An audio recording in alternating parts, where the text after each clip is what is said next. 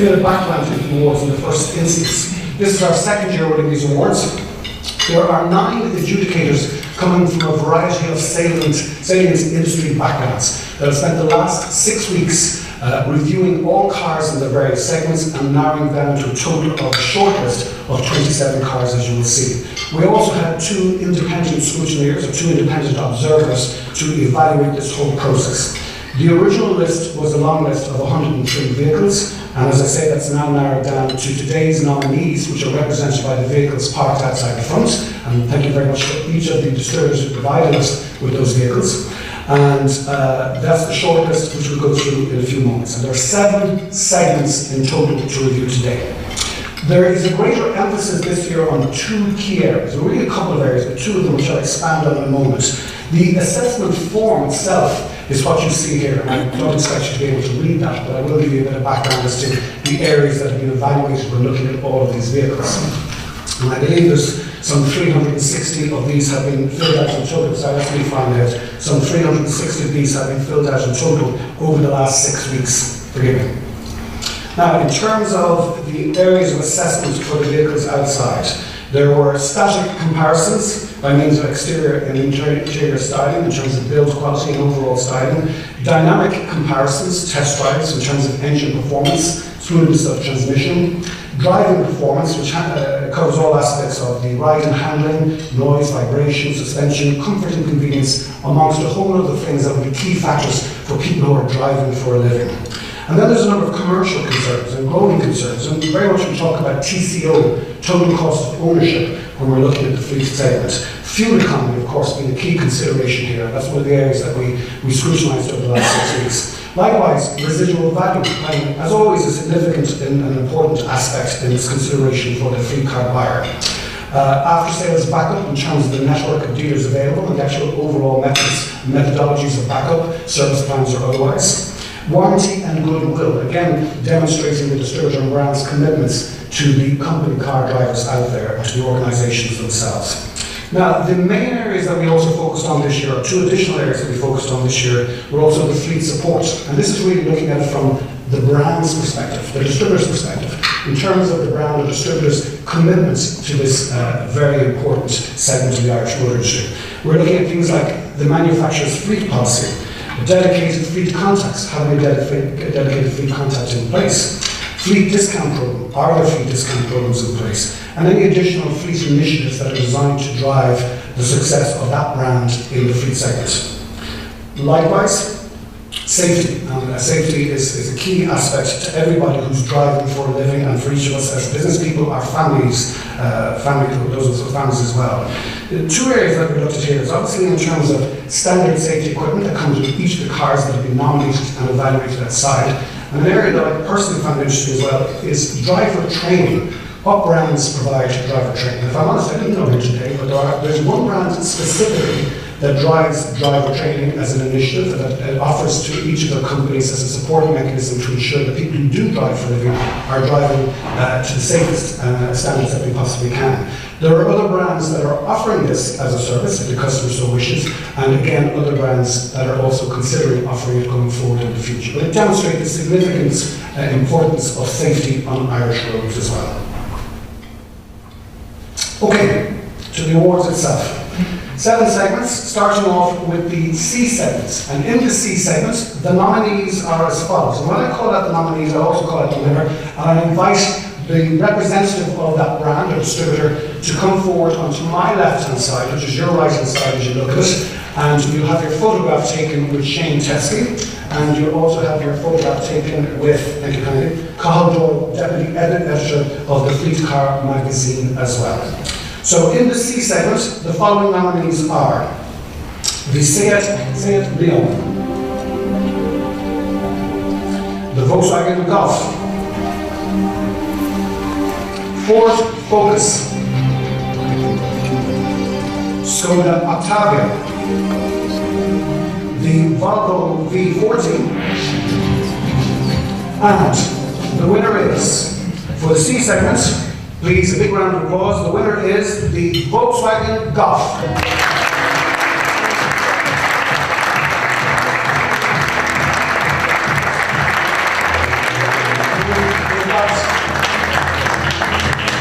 we have Paul Burke from Volkswagen Ireland who's coming forward to take the award on behalf of Volkswagen Ireland.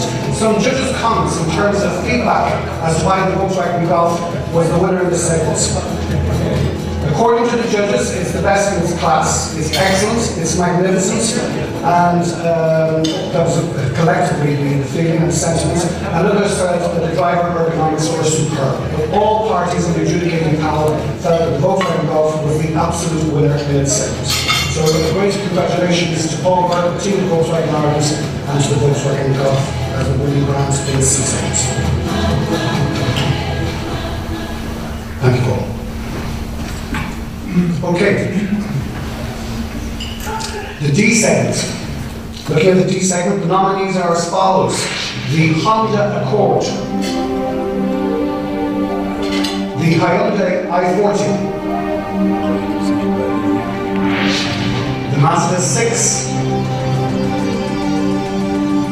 the Skoda Superb, the Volkswagen Passat. And the D segment winner is the Mazda 6. So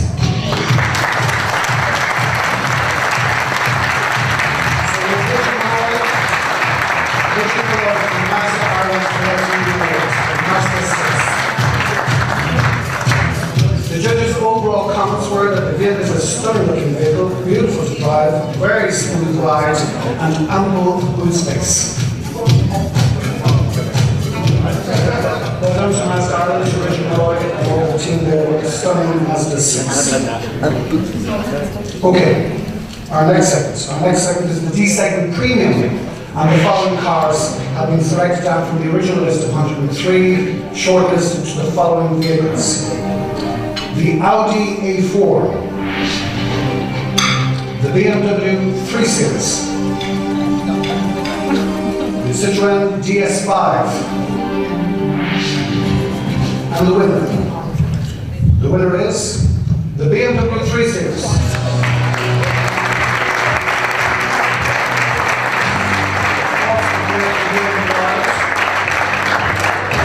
In terms of judges' commentary, the judges overall felt excellent driver ergonomics, excellent handling, build quality they said was top notch, and they very much believe it's the best BMW 3 Series ever. Congratulations to the team at Meath.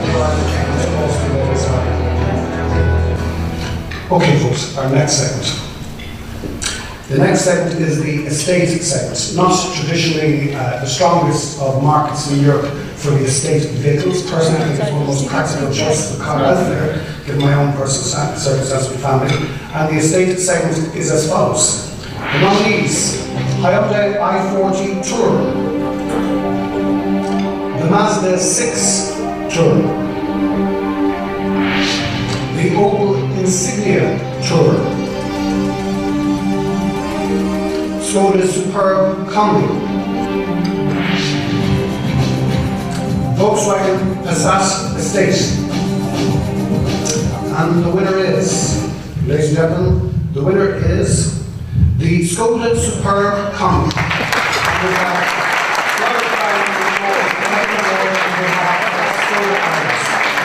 In terms of some comments and summary from the adjudicating panel, the sentiment very much was that sound, drive and performance still remains the class leader for space and load carrying capabilities, and an excellent all-around. That's the Skoda Superb Combi.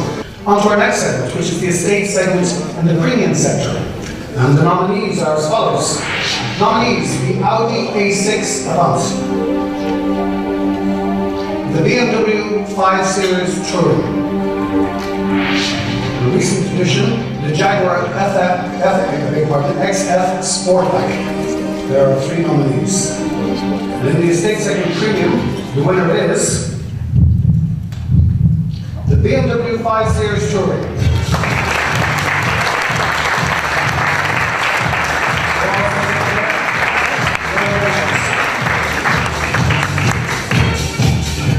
So in terms of some commentary and feedback from the judges overall, from the 9 adjudicating panel, beautiful looking car and wonderful to drive. A very, very complete car in every respect. That's a summary statement from the adjudicating panel. Okay, two more categories left. The next segment is that of the executive segment, and we have our nominees here are the Audi A6, the BMW 5 Series, and the BMW 6 Series Grand Coupe. And the winner, ladies and gentlemen, the winner is, dare I say it, the BMW 6 Series Grand Coupe. Okay, in terms of some commentary, some feedback from our judges. As I say, the judges have been living with these cars over the last 6 weeks, driving them, evaluating them individually and collectively. In terms of some commentary and feedback, the BMW 6 Series Grand Coupe, the judges felt was the ultimate combination of performance and style. Could well be, as far as the judges were concerned, a BMW flagship. Okay, and to our last category, last but certainly not least, is the luxury segment. And our nominees in the luxury segment are as follows. I always think, who wants to be in there and sing this music? Okay, without further ado, the Audi A8. The BMW 7 Series, the Jaguar XJ, and ladies and gentlemen, the winner is the Audi A8.